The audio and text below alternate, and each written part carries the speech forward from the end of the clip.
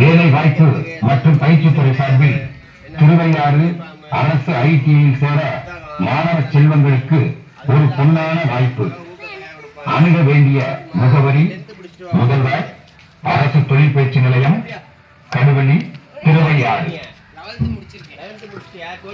கைத்தொழில் ஒன்றை கற்றுக்கொள், கவலை உனக்கில்லை ஒத்துக்கொள் என்ற பழமொழிக்கு நம்ப வேலை வாய்ப்பு மற்றும் பயிற்சித்துறை சார்பில் திருவையாறு அரசு ஐடிஐயில் சேர மாணவ செல்வங்களுக்கு ஒரு பொன்னான வாய்ப்பு.